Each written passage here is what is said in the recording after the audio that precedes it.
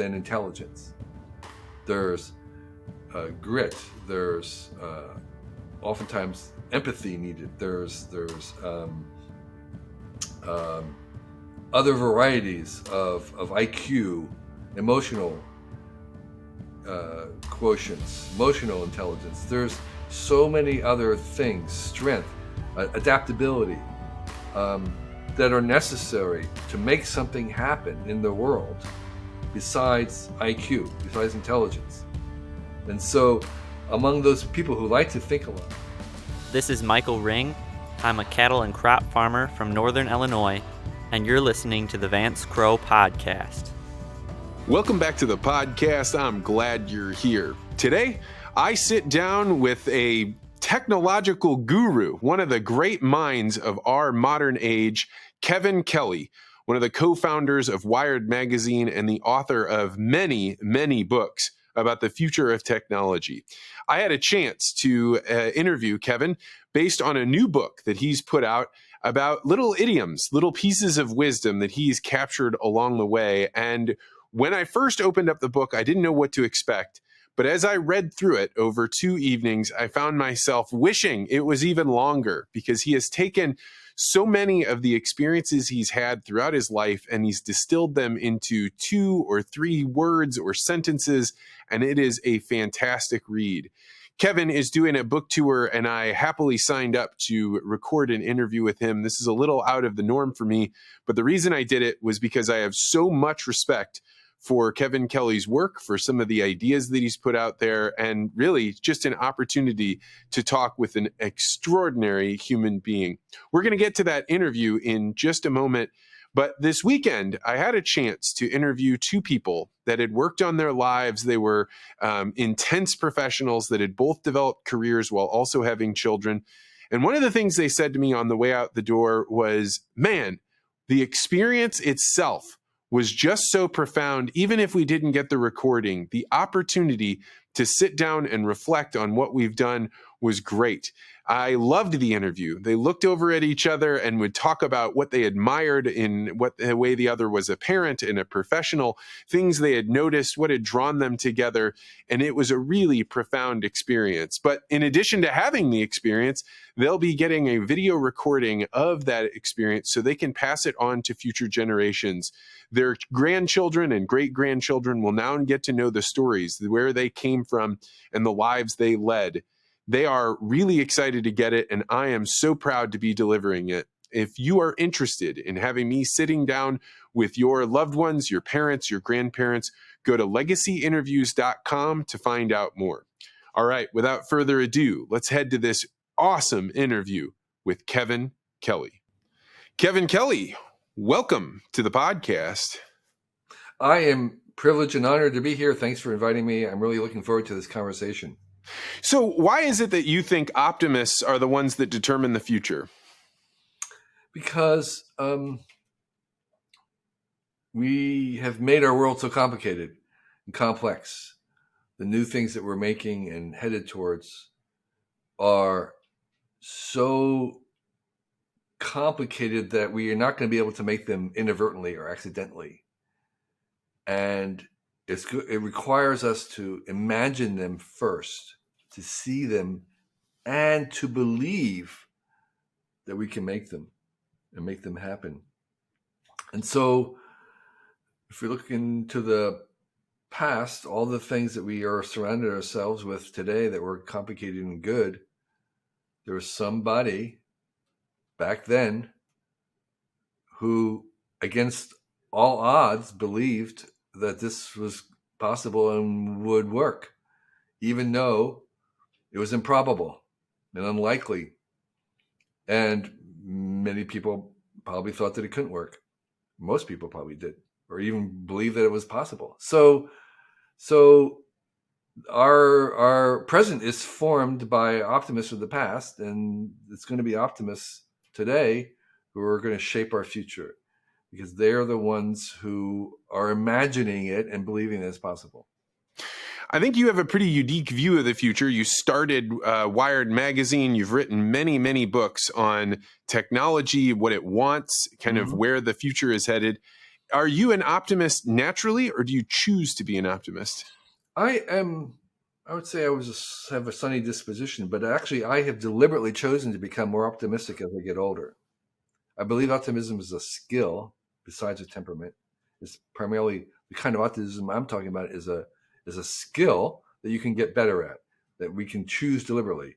In child psychology, there's something called learned optimism, and they've understood that they can actually teach children to be more optimistic, and those that are thrive better. And one of the key defining things of learned optimism in children is coming to understand or believe that setbacks are only temporary, that they can be overcome, that they're not your destiny, they're not your identity. So instead of saying, well, I'm just unlucky, I'm an unlucky person, or bad things happen to me all the time, or I'm never going to get out of this, or this bad thing is me and my fate. Whereas the optimist, learned optimism is no, setbacks and disasters and bad things are only temporary and they can be overcome. And so in a certain sense, it's very parallel to my framing of that is that I'm optimistic, not because I think our problems are fewer and easier to solve than we think. I'm optimistic because I think our capacity to solve problems is greater than we think and increasing faster than our problems. So as an optimist, I'm not denying our problems. I'm not, in fact, the problems are the source of progress. I'm not denying the ways in which things break, and that the fact that most things will fail and have problems. It's just that we are able to create a slight bit more than we destroy every year. And if we can create even 1% more than we destroy, that 1% it can be compounded over time. And that if you compound 1% over time, you can have great civilization. And that can overcome any kind of a setback. So that's the power of, of compounding in any kind of investment, is that if you take a long view, then even large setbacks and disasters can be overcome by that compounding over time. So part of being an optimist is taking a longer view. When you take a longer view of the future and the past, you see progress is real and likely to continue, then in the future, you take a long view of it, even fairly large setbacks can be overcome when you have that kind of compounding advance over time that civilization is. It's funny, as I'm hearing you talk, there's so many of your bits of wisdom that you have in your new book that you've come out with, and I can now hear it. And probably if I were to go back and read other writings. So why don't we talk a little bit about this book that you've put out, The Excellent Advice for Living. What made you put this together, and how do you describe it to people? Right. So the book is a little book like this. It's actually released today, and it has little tiny tweetable encapsulated proverbs or maxims, adages, and I wrote them down originally for me. I started to write them for me as a way for me to remember these huge books of wisdom reduced down to a sentence, so that I could recall them to change my behavior. And I decided to try and write them down for my 3 kids who are now young adults. And the purpose of that was, we never gave much advice to them, but there were things that I have come to believe that I would have done better if I had heard them earlier. So my idea was, okay, well, let me write this down so they can at least see it. And there were just all kinds of things that I learned that I regretted not knowing. From one piece of advice is that if you have a family with kids, it's like create as many rituals as you possibly can. Doesn't matter how small they are or frivolous. this having rituals, which I define as anything you do more than 3 times in a row, is really grounding and anchoring to kids, because they really crave consistency, and it's the anticipation of looking forward to this and counting on that this is going to happen helps them with their own identity as they grow up, because they have this consistent expectation and reliance on this little tiny rituals that come around and around. And later on in life, they'll become gigantic in their own view of their own childhood, even though they're little tiny things like, cooking pancakes every Sunday, or, the way you might present birthdays, the ritual you do at a birthday. Those are all, they seem trivial to us, but they become really, really impactful in the sense of this anchoring sense of dependency that children really crave as they're growing up. So I didn't do enough of that. I wish I'd known that earlier. I wish someone had told me about the importance of those kinds of things.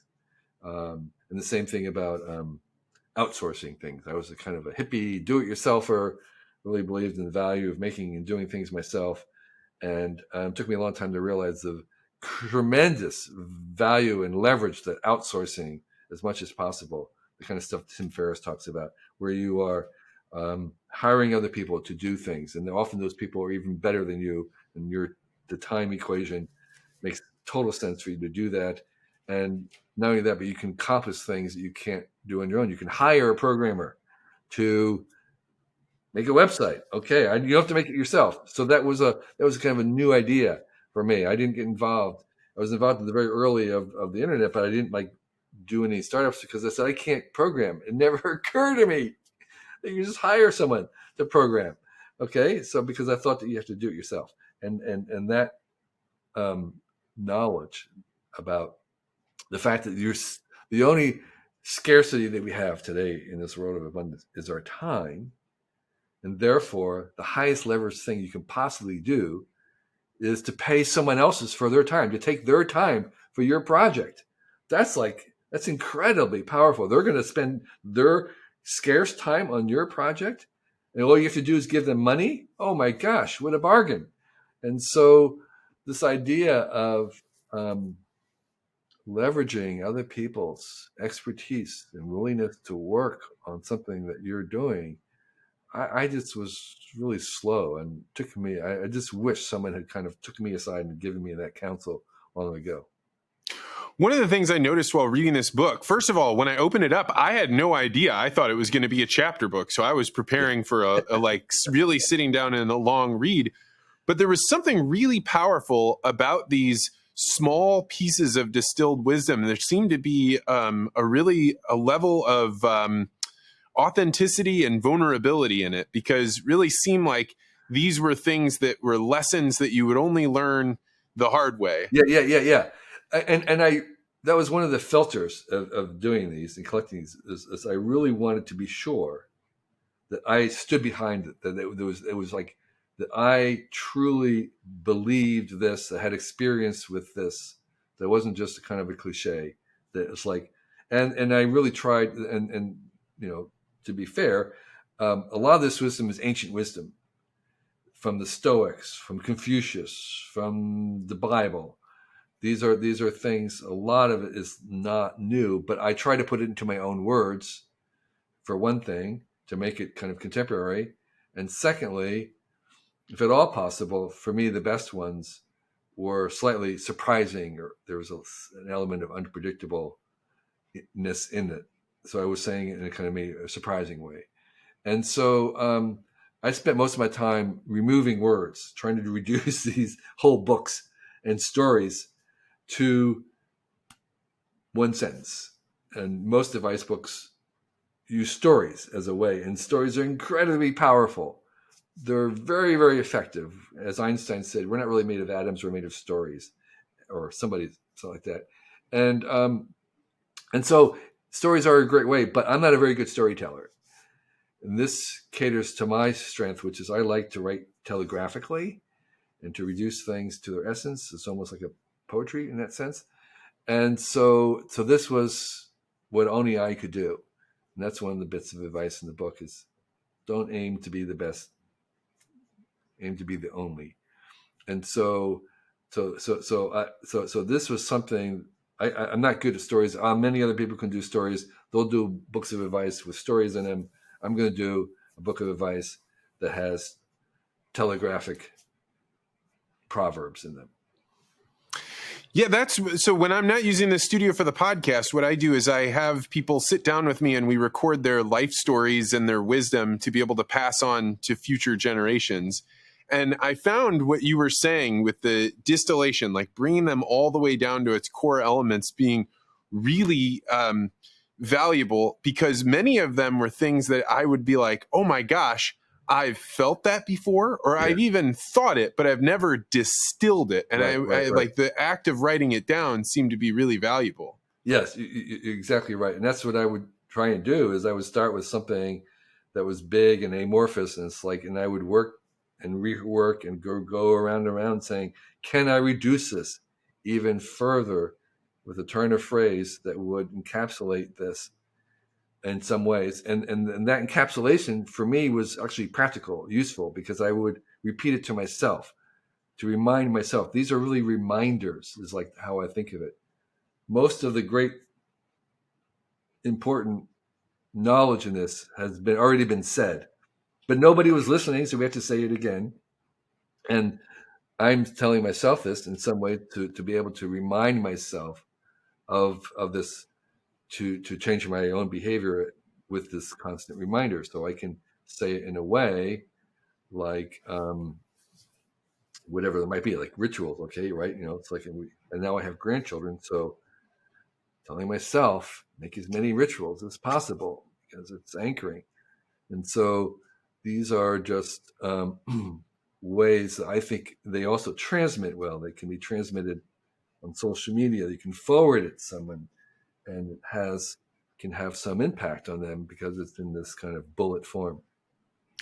Yeah, one of the pieces that really stuck out to me was the one on shyness, and how you basically say, look, everybody's shy. Everybody is hoping that somebody else will do the work to start the conversation. I thought that was really insightful. Right. It's also very similar to about asking stupid questions, because I'm the guy up front asking the stupid question. I have no embarrassment about asking the stupid question, because I've learned over many, many, many, many years, everybody else will come up to me and say, thank you for asking that question, because I had that same, and I was too embarrassed to ask it. And so, and there's another bit of advice about when it's sort of like everybody says along the lines of there's no need to say this. You should say it. Oh, goes without saying. Yeah. Right. It goes without saying. It's time to say it because you want to bring it forward. So shyness and another part of that, by the way, of being shy is you have to be ready for a no, which you have to take, not be offended by a no, but it's also worth doing a follow-up. Lots of people are busy and or other reasons, and so trying again.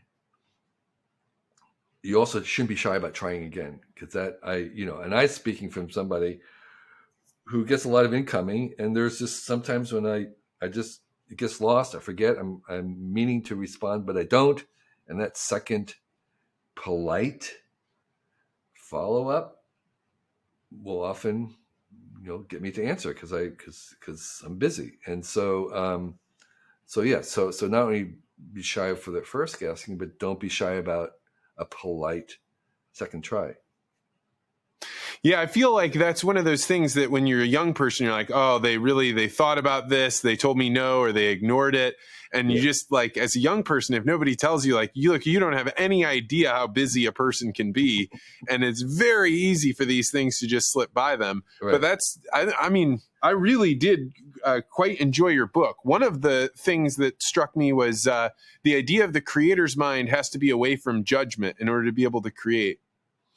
I wish I knew that earlier. That is, again, the subtitle "Wisdom I Wish I'd Known Earlier" is valid because it just took me so long to know that, because that first draft of writing, or the first draft of anything I make, is the real bear. And I used to have too much of the interference from the creator, from the editor mind working on things that I was trying to create. Whether you're making something or a piece of art, there's two functions that you need to make something great, and one of them is this kind of unleashed, unhinged, irresponsible generator of ideas and stuff, and then there's the editor, polisher, critic who is saying, well, that's not good enough, that's not new, that's not authentic, that's whatever it is.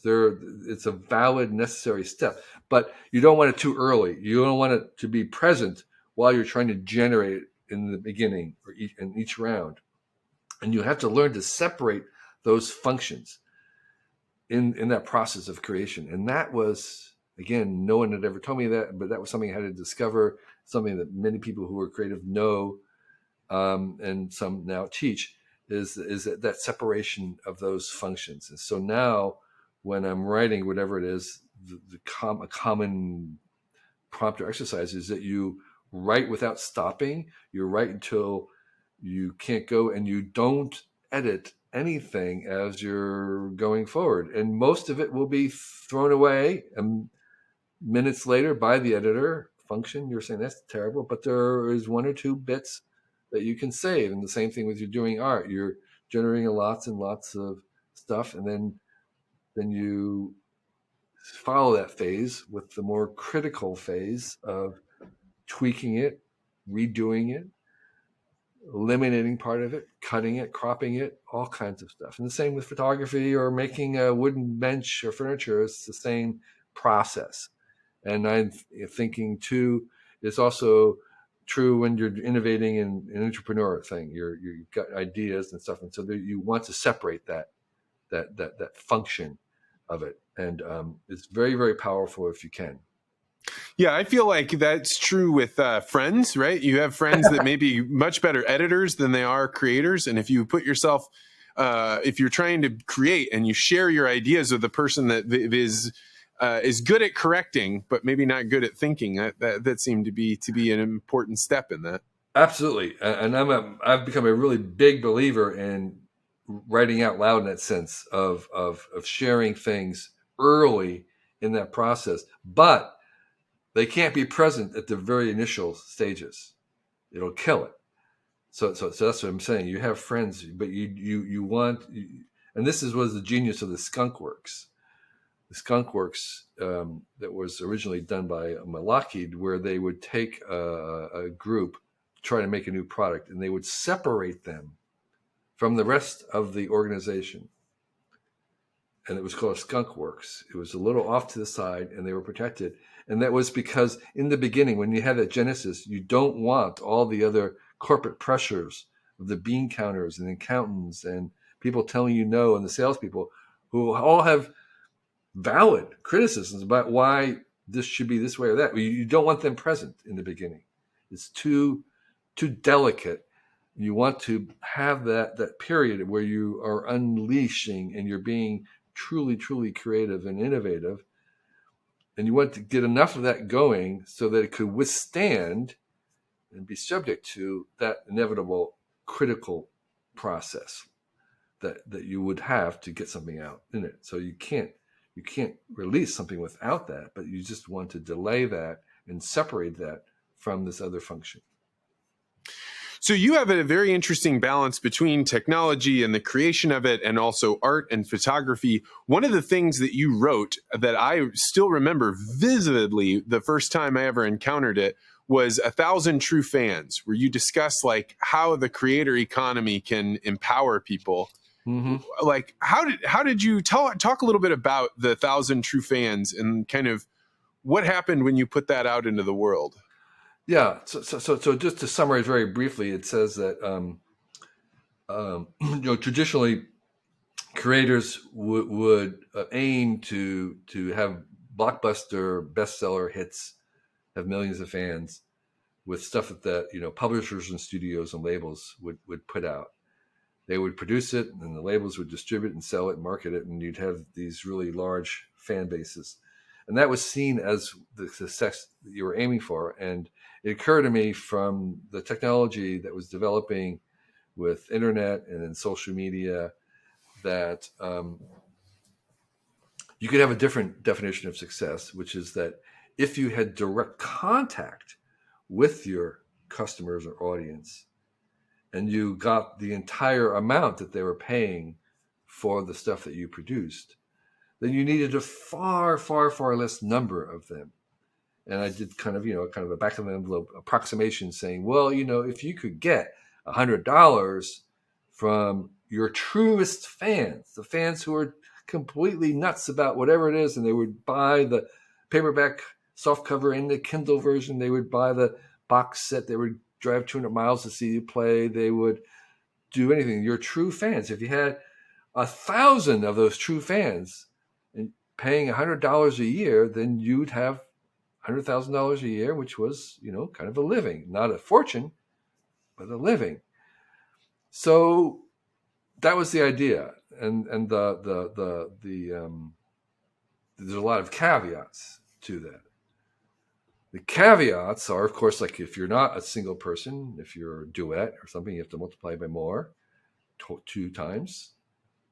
And if you couldn't get $100, if you could only get $50, then you need twice as many. But the order of magnitude was correct, which was saying you don't need 1 million of these, you need thousands of them.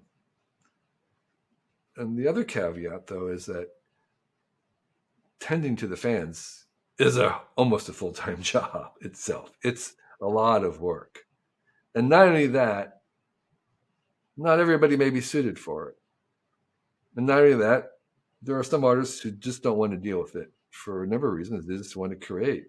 And so you have managers and whatnot. And so you first of all, it may not be for everybody. And secondly, you might want to have more people involved, so you have slightly higher numbers. But again, it's not at the level of millions. And thirdly, it's a great place to start, even if you do eventually not want to manage. I mean, you have runaway success. It's a good place to start. And then the final summary of this idea is that there are billions and billions of people in the world now connected to the internet. And if your passion appeals to only 1 in 1 million people, some weird thing, you're into making left-handed fishing gear or left-handed golf gloves, whatever strange little thing, saltwater aquarium jellyfish that you're raising. If there's something that appeals to only 1 in 1 million people, because there are billions of now people connected, you can still find 1,000 of people like you. There's still 1,000 in 1 in 1 million around the world. The challenge becomes matching those people finding you finding them. And that technology is in its infancy. We don't really have a super great technology for that. We have technologies now that, since I wrote it, like Kickstarter and Patreon, that help facilitate those kind of what we now call crowdfunding, which was an idea that came after 1,000 true fans. And we have those technologies that can service those people once you've found them and once you have made them your audience. But we don't yet have the really good usable technology that helps us make that matching to find those 1 in 1 million, 1,000 true fans anywhere in the world. And that is what I'm hoping for the future that we'll see. So that anybody who has this really 1 in 1 million weird idea will be able to match up with those other 1,000 people in the world who share that. Oh, that's actually a really interesting observation. It's something that we face all the time, right? How do I get this job that I have to the right person? How do the people find my service? But like, you think of this as just a foregone conclusion. It must always be this way, but certainly technology could help pair people up with the things that they want. Absolutely. And so it'll probably be some level of AI and being aware and all kinds of other things. and there'll be problems with it, and people who try to spam it and all these other things. But it is a technology that we can technologies that we can invent that do that matching. And by the way, this is needed not just for the 1,000 True fan creator, but many large organizations with like say like a 3M, with tens of thousands, if not hundreds of thousands of employees. They have the same problem, meaning that there are people in their organization that they know have certain abilities, expertise, but they aren't able to actually connect them with the people in other parts of the organization that need them. They're not even. It's the complexity, the combinatorial explosion of possibilities is so large that even within these very large organizations, they're not able to do that matching. So this technology will be useful not just for the creator 1,000 True fans, but also within all kinds of other applications, including within organizations. So you used the magic words of the day, artificial intelligence. This is something that's a big thing now. You're in the unique position in that you kind of envisioned this long before most people could even fathom that you could have this. Because you wrote a book called "What Does Technology Want?" And prior to that, people would say, "What does that even mean?" But if you've used GPT chat for even just a few moments, you start to get this sense like it is reacting like it wants something, right? Yeah. So talk a little bit about like how did you conclude that technology wants something at all, and then how does this work in a world where people can now start to see the vision you saw years ago? Yeah. So I use want in a very deliberate way. It's not a conscious want. It's closer to what we might say a tendency is. So what I'm saying is that in the same way that we might say that a plant wants light, will tend to grow towards the light. It's not a conscious, deliberate, sentient wanting. It's more of a tendency to need it and grow in that direction. And so I'm saying that technology is a system, not just individual pieces of technology like a hammer, a saw, a car, computer, refrigerator. I'm saying that all those things are codependent on each other. You can't really make a saw today without using a computer. You need something to cut to make the computer. You need a computer to make the saw. These are all codependencies. And that codependent, complex ecosystem of all the technologies that we make and depend on each other is a system. I call that system the technium.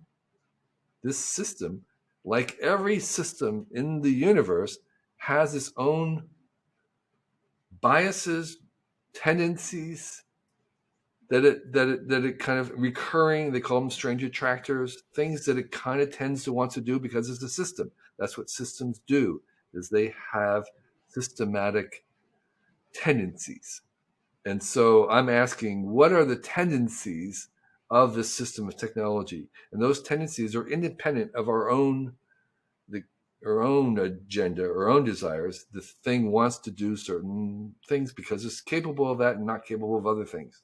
And so the larger question is saying, we've built this technium that's full of all this technology. What does it kind of want to do?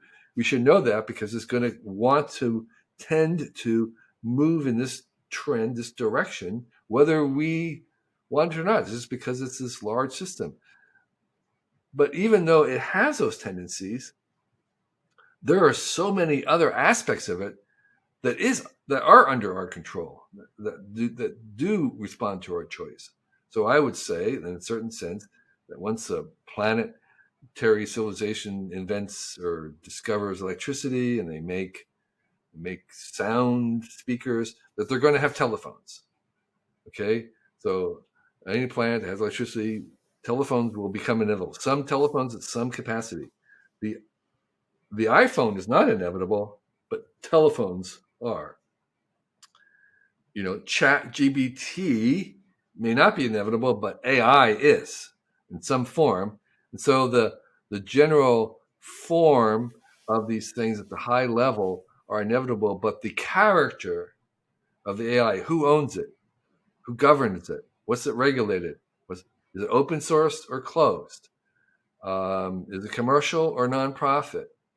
Those are choices that we have to make, and they make huge difference on us.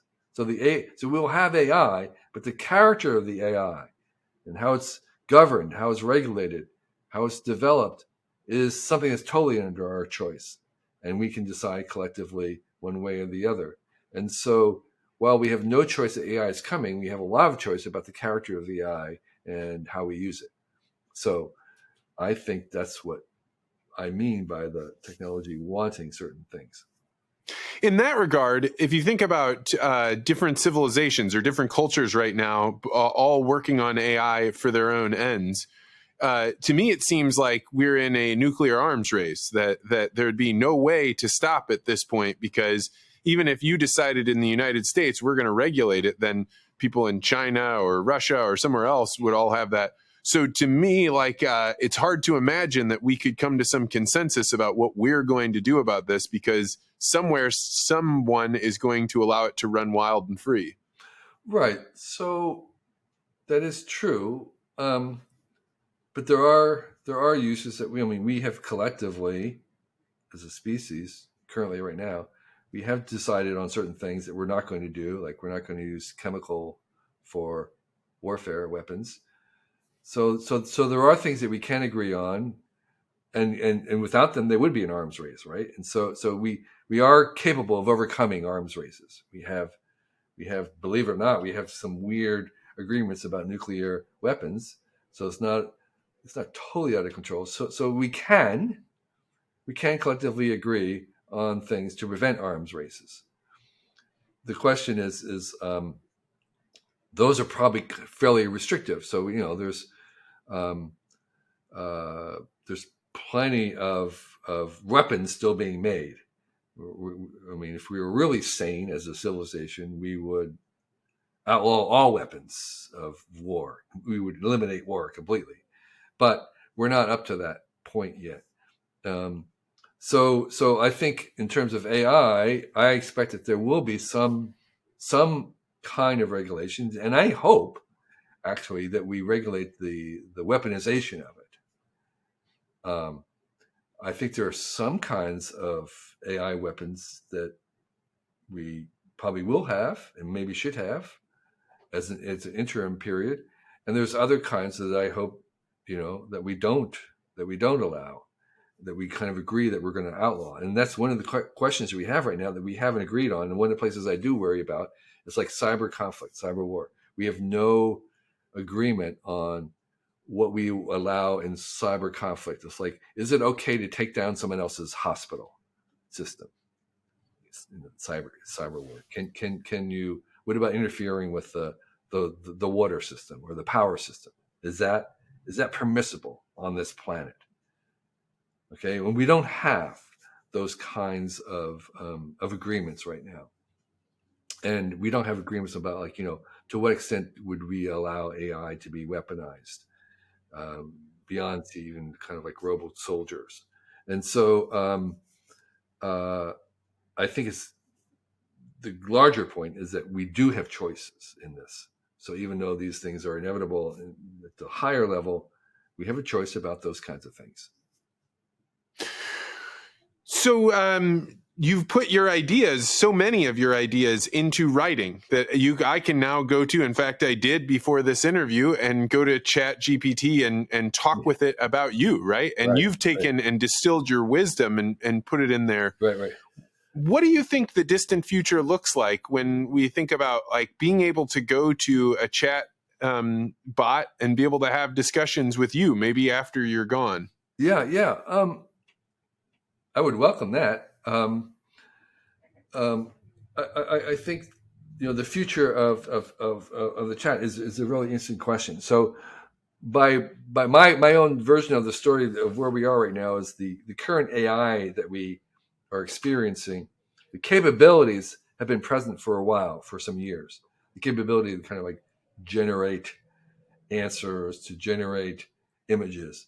What's new what we're all kind of excited and flipping out about is the fact that we now have a conversational user interface.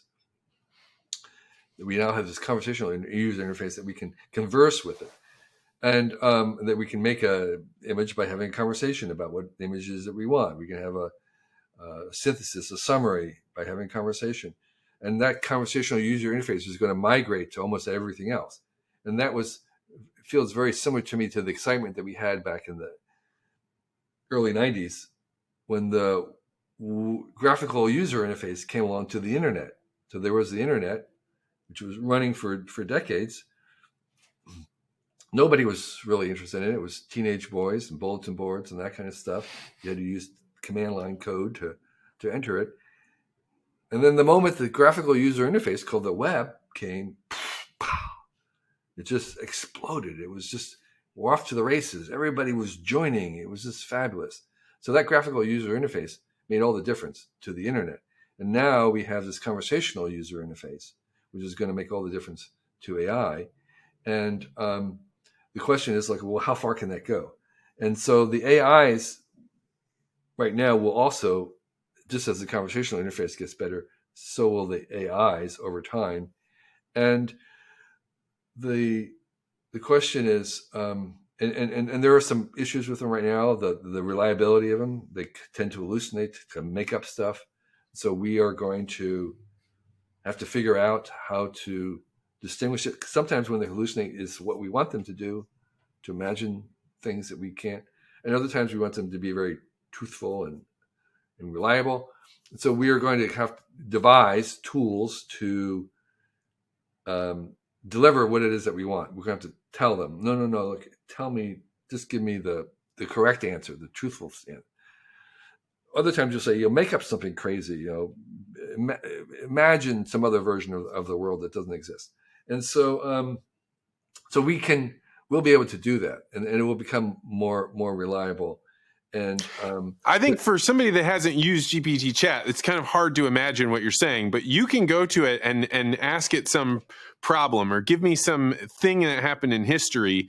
And unless it's really specific, it may make up an answer. It's not going to tell you, I don't know the answer. It's just going to create an answer. Right. And so sometimes if you rely on those answers, you're like, I had it doing some math the other day, and I looked at the number. It's horrible. It's really bad at math. Way over 100%. It was adding up numbers. And, It's famously really bad at math. But it could be better. We hook it up to Wolfram engines and it'll do math great. So what it's really good at, by the way, there's several things that it's really good at the current version right now, which is synthesis. It's really good at those in-between things of taking two dispersed spreadsheets and merging a spreadsheet and just figuring out what the commonalities are, taking two different lumps of knowledge like chemistry and archaeology and you combining to something in between, or taking two different painters, Picasso and Keith Haring, and say making something in between, synthesize the two of them. It's really, really good at that. That is something that humans can do, but we require so much time and effort to do it that for doing it for frivolous reasons, it just doesn't happen. But here, it costs nothing, so to speak, to do it, and the AIs will do it repeatedly, and they're really good at doing that. The question is like, well, where does that go, down the line in 100 years when they become really good at answering questions that we can rely on? So the way I've said it before is that answers become cheap, become free. And when I was growing up, school was all about learning how to get correct answers. That they were the valuable thing. Getting an answer was like what you did as a human, and you provided really good answers. Well, now answers are cheap, and I think what becomes valuable are questions. Having a good question, being able to create something that is being driven by the kind of questions that you're asking. To ask a good question that can keep unrolling up new questions and new answers, and that's what they're not very good at right now.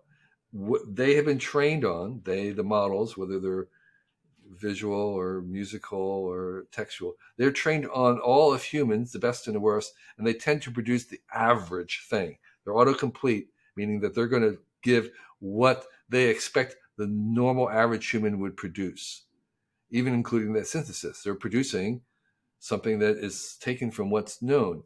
And so they have trouble producing things that are completely outside the human experience. Somebody was telling me the other day that they could not get the image generators to put an hourglass on its side. It was just like, did not compute. It just was beyond any experience. And so for the time being, as long as they've been trained on this stuff that we've made, they're going to have difficulty in really producing something genuinely new. They do what I call lower C creativity. Things are kind of like creative in the sense of what you expect the average human to create. What they can't create is what the genius humans can create, where they're really kind of going outside of anything that we've experienced before. They're not good at that. And that becomes much more of our assignment. What we are going to be doing is trying to go beyond, to imagine things that humans have not imagined before, and therefore the AIs aren't going to imagine them because they're just trained on what we have already done. Well, as you think about that, let's just imagine they're at the average human. I mean, like if we look at the median of the distribution, that means half of all people won't be able to keep up cognitively with AI. And that would be probably very generous, right? It would be quickly the AI will get above a 100. Right. So, and so we overestimate the value of intelligence. Tell me more. Well, like, let's we'll take a human and a lion and put them in a cage. Who wins? The smartest one? There's what I call thinkism. There's a fallacy among people who like to think that the answer to everything is more intelligence. The more intelligence succeeds. But we know from our own personal experience, it's not the smartest person that necessarily is the most successful. It's not the company with all the smartest people that actually will prevail. There's so much more in achieving things than intelligence. There's grit. There's oftentimes empathy needed. There's other varieties of IQ, emotional quotients, emotional intelligence. There's so many other things, strength, adaptability, that are necessary to make something happen in the world besides IQ, besides intelligence. And so among those people who like to think a lot, they believe that IQ will trump everything. And that's just not how the real world works. So even though maybe the IQ of the average AI will be higher than the average human, it doesn't mean that there isn't a role for those humans in the world. It means that they are not going to be giving answers. It could be that they could be asking questions. It could be that they are doing the other things that we crave as humans: the small talk, the contact, the hospitality, the genuine, authentic experience of being somewhere. So I just think there's an overemphasis on intelligence from people who like to think. Well, if that's the case, and you've been thinking about your children and grandchildren, what do you think of education in a world where answers aren't as valuable? So several things. One is learning the skill of asking questions will become paramount. And secondly, I think really the only skill that I think you should graduate from school with, high school say, is the ability to learn how to learn. Learning, because everybody, digital natives or whatever, are going to be learning the rest of their lives. They're going to be newbies the rest of their lives, learning new things. All the digital natives who have been rubbing their hands saying, I'm a digital native. I grew up with this. Yeah, but you're not a digital native anymore. You've got the AIs coming, and they're going to have whole new skill sets that you're going to have to learn. So you're a newbie, just like the rest of us. And so that is a big bar. Learning how to learn, and I mean down to the personal level, is like how I learn as an individual, how I optimize my own learning, which I'm now 71, and I don't even know to this day exactly the most optimal way for me to learn, say, a new language or a new subject area.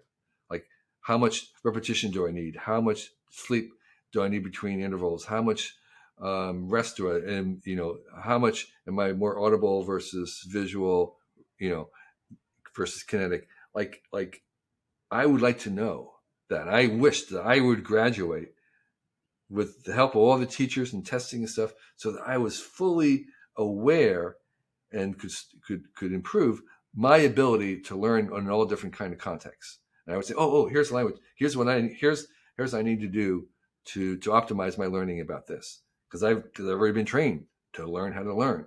And I think that's the major skill that we should be teaching in school. And actually, I've met a couple of different experimental elementary schools that were doing that, and they were claiming 2x to 10x increases in learning of the material, because they were teaching the kids how to learn. So this book that you just put out, it's really different than the highly technical. I mean, you make it approachable, but the technical ideas, the futuristic thinking. Do you imagine that you will return to writing futuristic books about, the envisioning the future, or is this a change in your demeanor and what you care about? No, I will go back, but I'm not sure I go back to books. I think we're at peak book right now. My children, 3 young adults, they're not reading books. Their friends are not reading books. They're watching YouTube, which is where I spend most of my time, my discretionary time.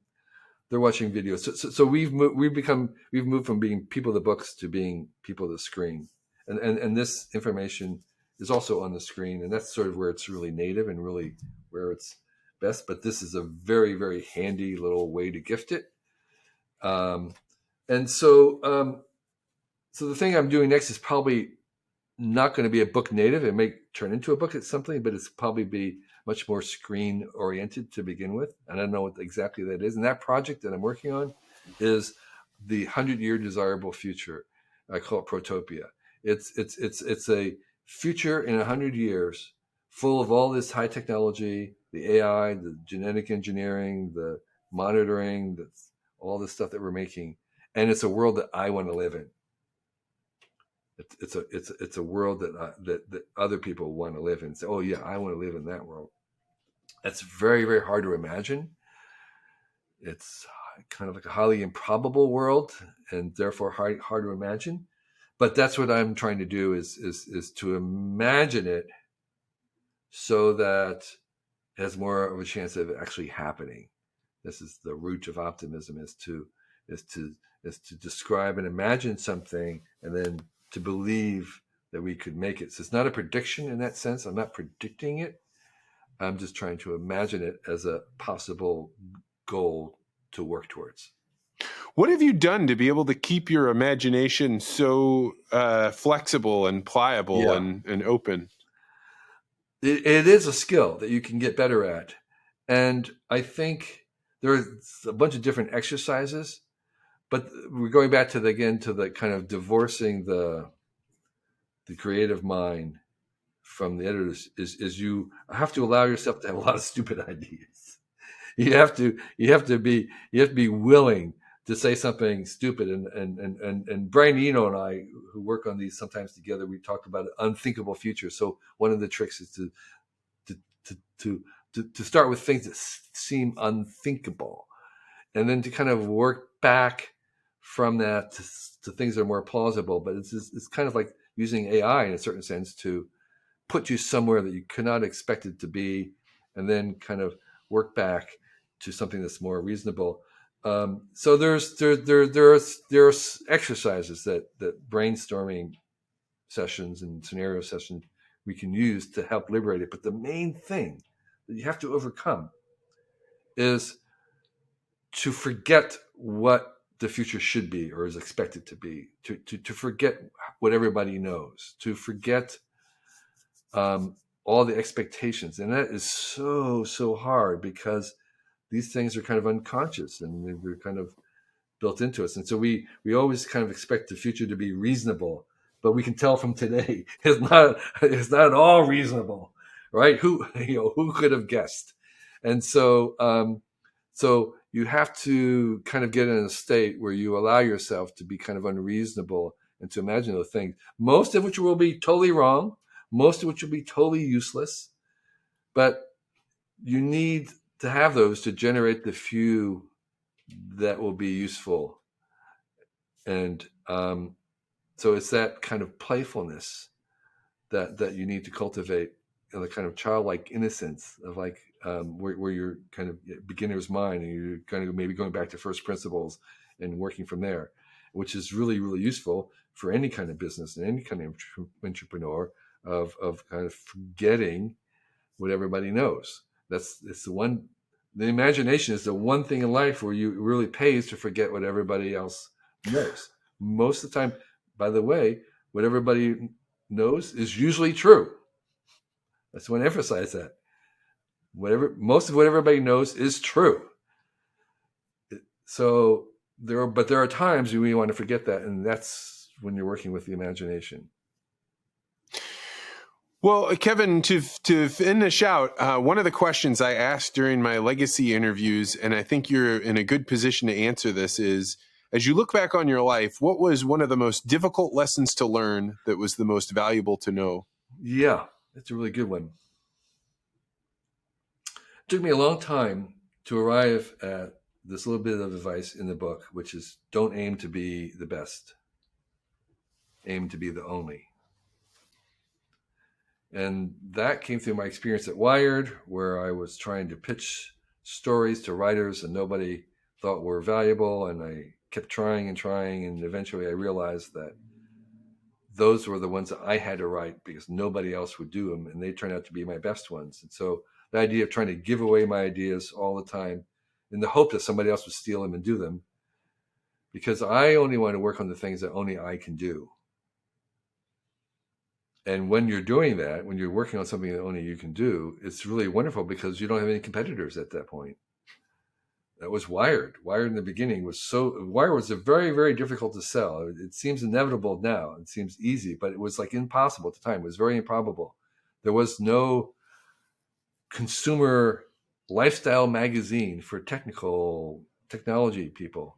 It was not a lifestyle. It was for nerds. It was for teenage boys. And so when we started, there was no competition for a whole decade or almost two. And we were the only in that sense. And so aiming to be the only and trying to move in that direction of not trying to be the best into the category, because the categories are occupied and it's very, very difficult. And there's a limited number of successes and it's someone else's definition of success. What you want to do is you want to move and work in the area where there is no name for what it is that you do. And you're trying to become the only in something. And that's a long, high bar that will take most of your life. And you'll never arrive there. You can only move in that direction. But that, I wish I'd known earlier, was to kind of define success for myself. And that definition would be in trying to do something that no one else is doing. And for me right now, that is my optimism, technological optimism. It's not the norm right now. It's not the occupied niche. And so I'm fully aware of the problems. And I think the pessimists are needed and pessimism needed, but many other people are doing that job. So it's a necessary job, but other people are doing it. And so I leave it to them to do that. My job is to imagine a future that we want to live in. Well, if people wanted to read your extraordinary book, where would they go and what would they be looking for? Right. So as of today, May 2nd, Amazon is delivering this book on Amazon. They have it discounted as usual. It's by Viking Penguin, and they're Audible and Kindle versions. So go there, and I think it makes a great gift, even if you are fully wise yourself, there may be a young person in your life who could use this. Oh, without question. And I am a person that hears a lot of advice. This was an extraordinary book. I would highly recommend it. I'm going to be getting one to sit down on our coffee table because I think it's one of those things you could pick up and play. That it felt like Benjamin Franklin writing, and I mean that in the highest way that I can. I love that. Modern Benjamin Franklin's Poor Richard's Almanac. Okay, I'll take that. Thank you.